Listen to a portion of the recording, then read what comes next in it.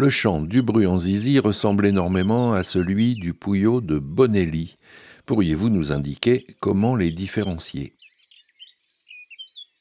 En effet, ces deux chants se ressemblent beaucoup, mais la strophe du Pouillot de Bonelli dure au maximum 1 seconde. C'est très bref. Alors que celle du Bruant-Zizi est souvent 2 fois plus longue, jusqu'à 3 secondes. Voilà. La strophe du Pouillot de Bonelli est brève, rapide, énergique, alors que celle du Bruant-Zizi est plus longue et moins tonique ou percutante. Cette strophe du Bruant-Zizi peut rappeler de loin une sorte de stridulation. De plus, le Pouillot de Bonelli est migrateur. On l'entend dès qu'il arrive, en avril, et jusqu'au mois d'août. Alors que le Bruant-Zizi est là toute l'année. Il chante de février au mois d'août et aussi un peu en automne, en octobre, novembre. Et enfin, le Pouillot de Bonelli aime les forêts, les lisières ensoleillées, et il chante souvent à l'abri des feuillages. Le Bruant-Zizi préfère la campagne, les cultures, les petits bois, et il chante souvent bien en vue depuis un poste élevé, au sommet d'un poteau ou sur un fil électrique, même s'il chante aussi à l'abri des feuillages. On réécoute les deux, d'abord le Bruant-Zizi, un autre chanteur, et ensuite le Pouillot de Bonelli et sa strophe plus brève et plus énergique.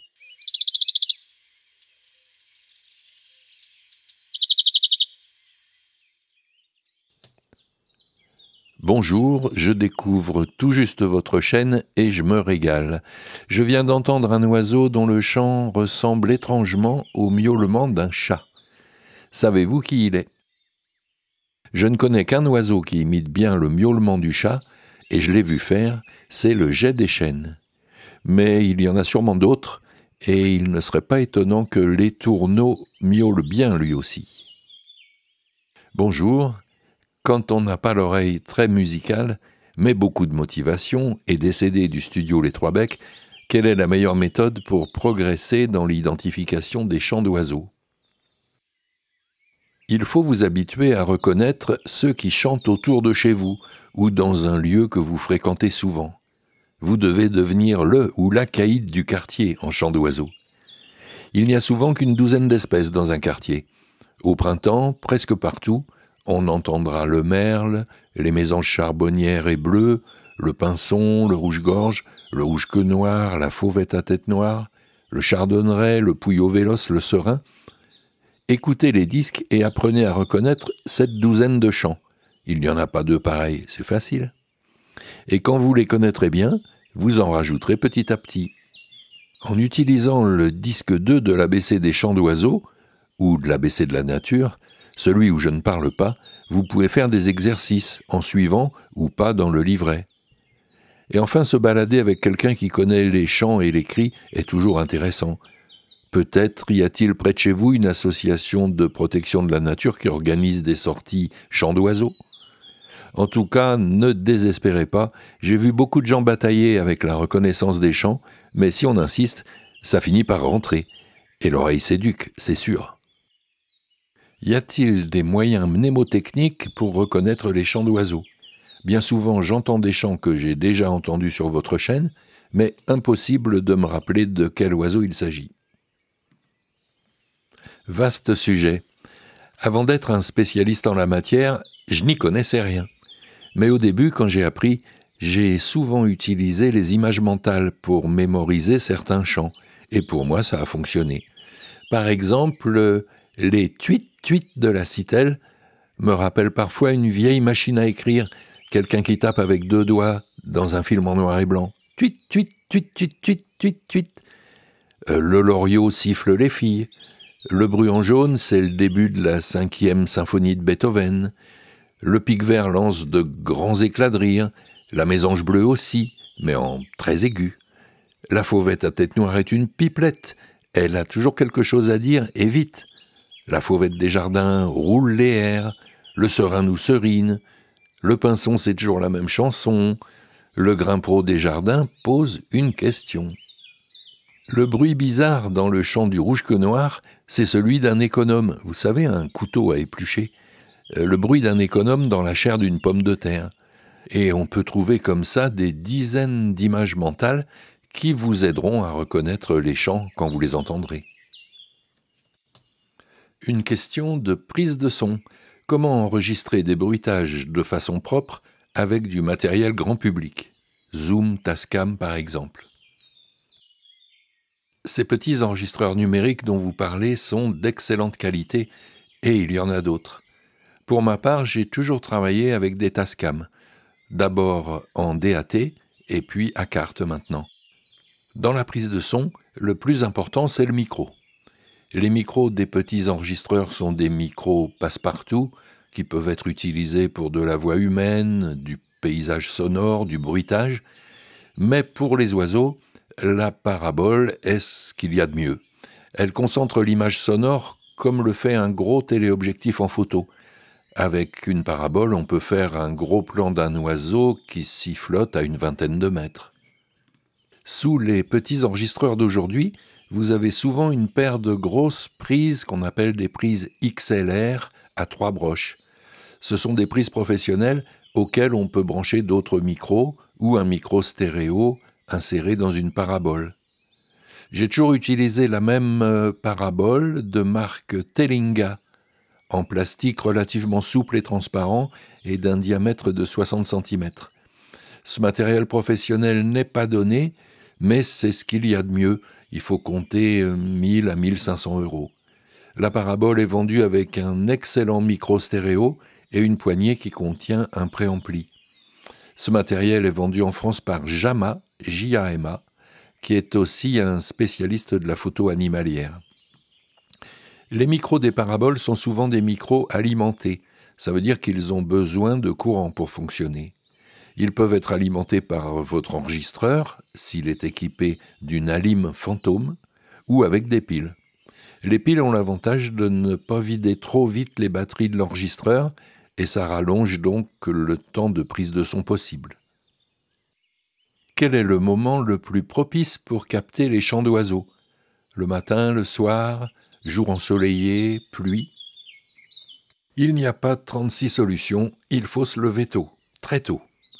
En mai, les oiseaux commencent à chanter dans la pénombre vers 4h30, 4h45. Et c'est souvent le rouge-gorge qui ouvre le concert. Il semble qu'au petit matin, les sons se propagent mieux dans l'espace qu'à une heure plus chaude. Les oiseaux se réveillent, ils sont en pleine forme, et c'est le meilleur moment pour les enregistrer.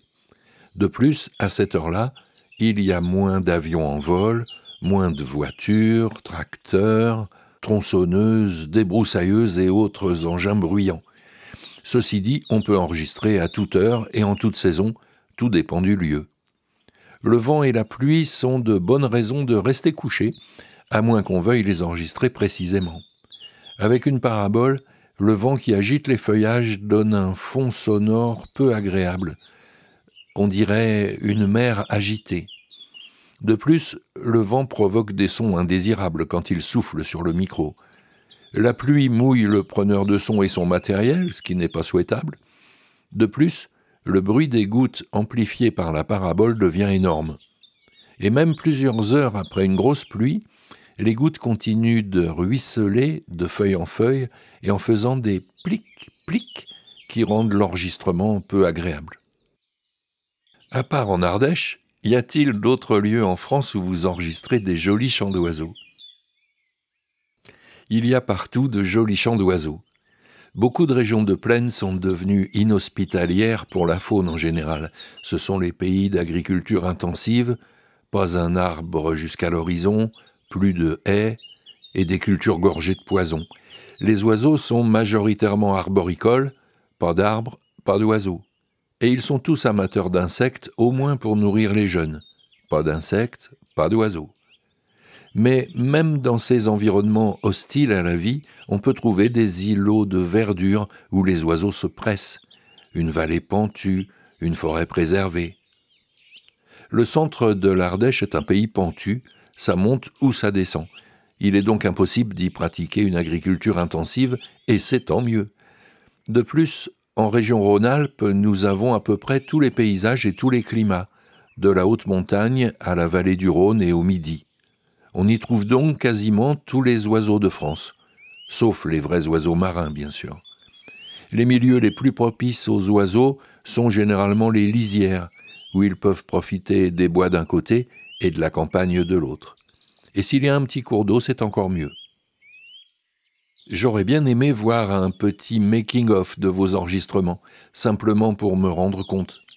Mais encore en savoir un peu plus sur vous et d'où vous est venue cette passion et ces connaissances. Bonne suite, cuit et merci. Et autre question similaire, comment avez-vous appris les noms, les chants des oiseaux, par transmission familiale ou par une formation spécifique ? Pour ce qui est des enregistrements, ce n'est pas difficile. Il faut être au bon endroit au bon moment. Et pour être à l'aube au bon endroit, j'ai longtemps utilisé une camionnette aménagée. Départ l'après-midi, arrivée en fin de journée, un peu de repérage des chemins, quelques essais d'enregistrement d'oiseaux nocturnes, et puis dodo jusque vers 4h, 4h30. C'est la pénombre, avec les premières lueurs à l'horizon, une heure magnifique. Je suis toujours seul, parce qu'à deux, on fait 2 fois plus de bruit. Je suis habillé en homme invisible, c'est-à-dire en brun, vert foncé, avec pas un seul point de couleur sur les habits ou le matériel.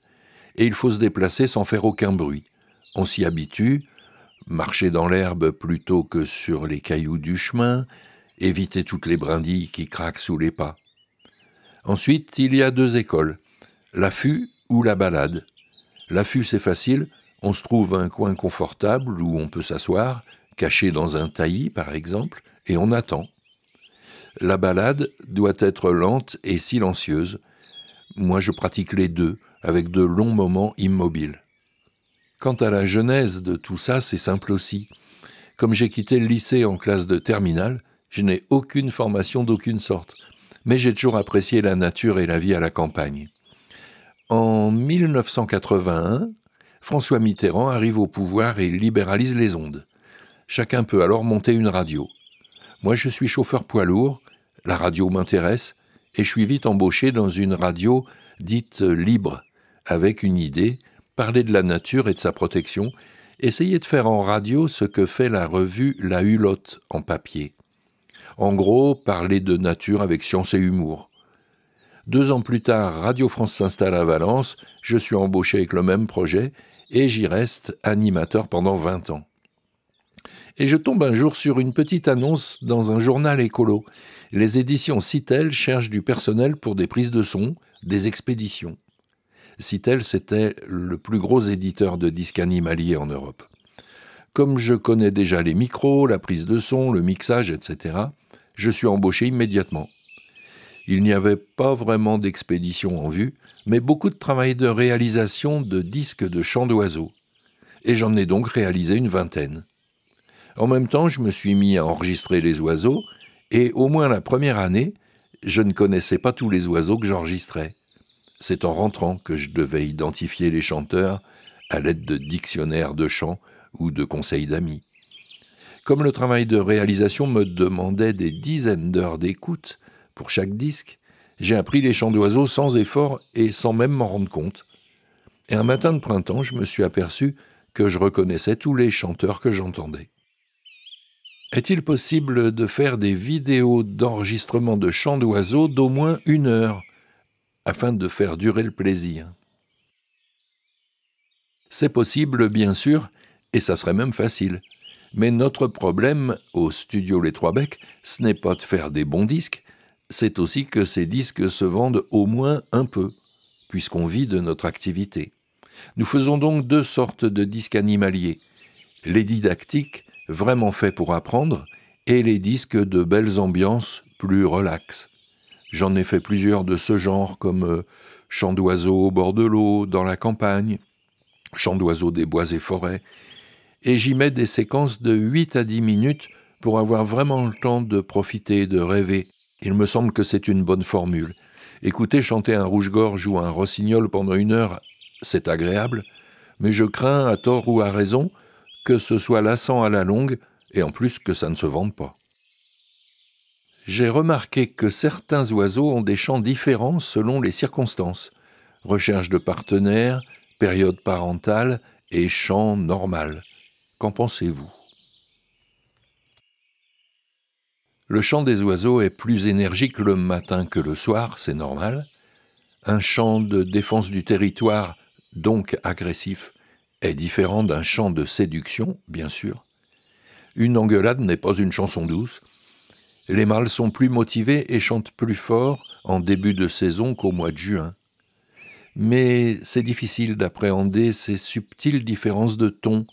Ça n'a rien d'évident. D'abord parce que quand on enregistre un oiseau, ou quand on écoute un oiseau, on ne connaît pas forcément son statut matrimonial. Ensuite parce que, à mes oreilles, il n'y a pas de chant normal. Le chant est toujours destiné à donner des informations à quelqu'un, et il est intimement lié à la reproduction.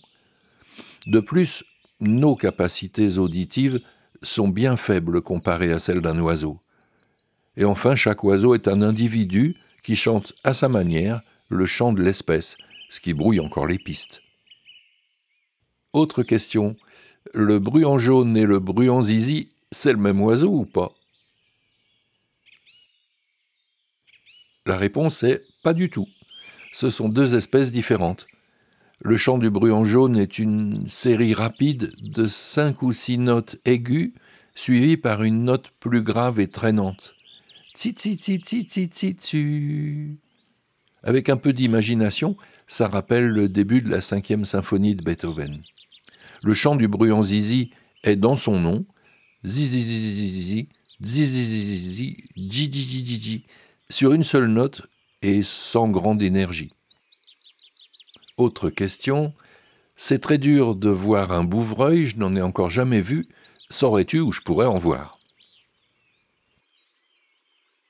Le bouvreuil est un forestier, un amateur de résineux ou de boisements mixtes avec des sous-bois denses et des clairières. En dehors de cet habitat typique, on peut le rencontrer à peu près partout où il y a des arbres en assez grand nombre. Il se nourrit de graines et de bourgeons d'arbres, de baies, plus quelques petites bestioles. On repère facilement le bouvreuil à son cri typique et flûté. Une seule note, douce et comme plaintive. Et cette note est répétée plus ou moins régulièrement. C'est un cri facile à imiter, ce qui fait venir l'oiseau. Une question à propos de la fauvette. Comment ne pas la confondre avec un rouge-gorge ? J'imagine que vous parlez de la fauvette à tête noire qui est la plus commune.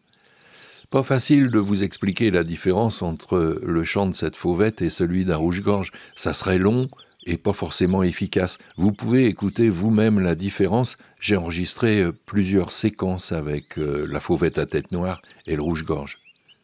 Mais quand même, le chant du rouge-gorge est doux, très aigu, sans structure particulière, improvisé, et il ne porte pas très loin. Le chant de la fauvette à tête noire est dynamique, sonore, et la strophe est souvent composée d'un prélude plus ou moins grinçant, suivi par un joli et puissant sifflotis avec un final bien marqué. Question.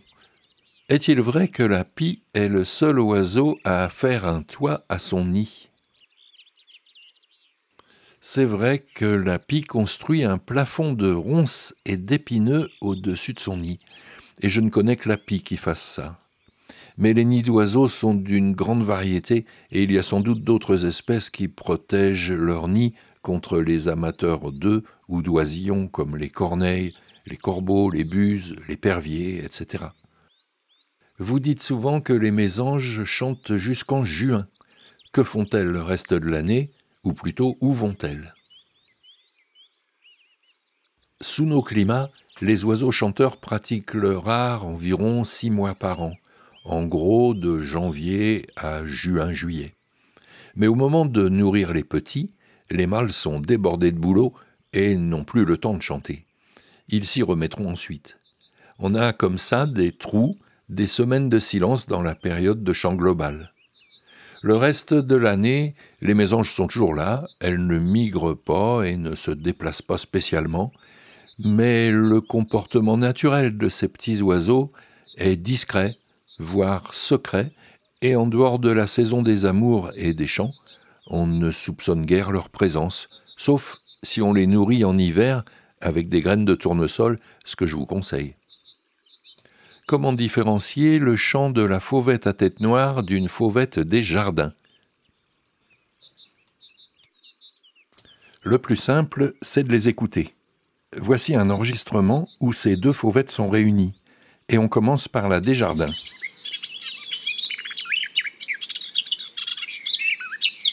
Sa voix est assez grave, et on dirait qu'elle roule les airs.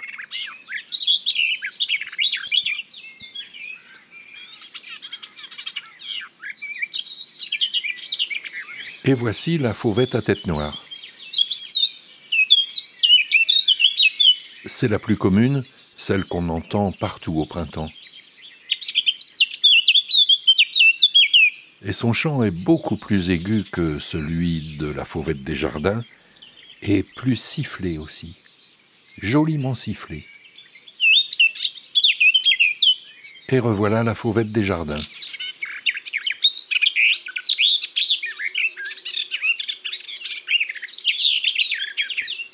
Il y a encore la fauvette à tête noire dans le fond. Mais on entend bien la des jardins. Avec sa voix plus grave et moins sifflotée. Voilà, je pense que c'était assez clair, non ?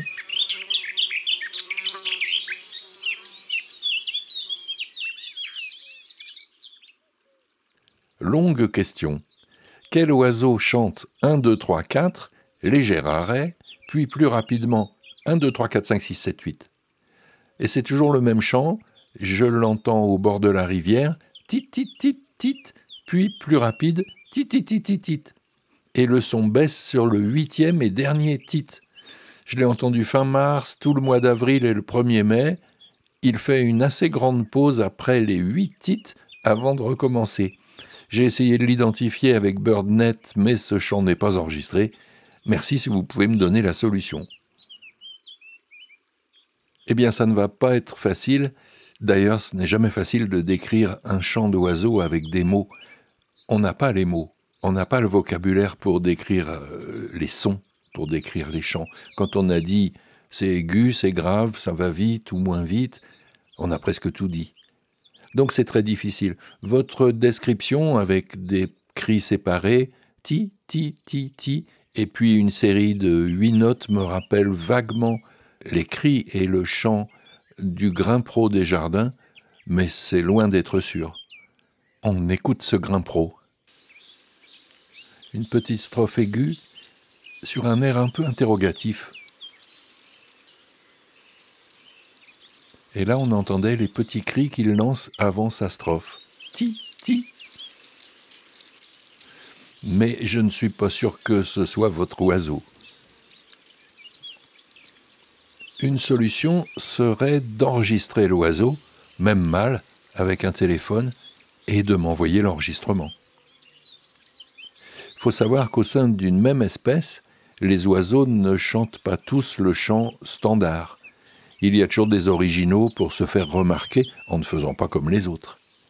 Même dans les chants répétitifs et toujours pareil, les individus arrivent à inclure un détail ou une petite fioriture qui permet d'identifier personnellement le chanteur. Le chant, c'est aussi la carte de visite sonore de l'oiseau. Dernière question, êtes-vous vous-même un oiseau ?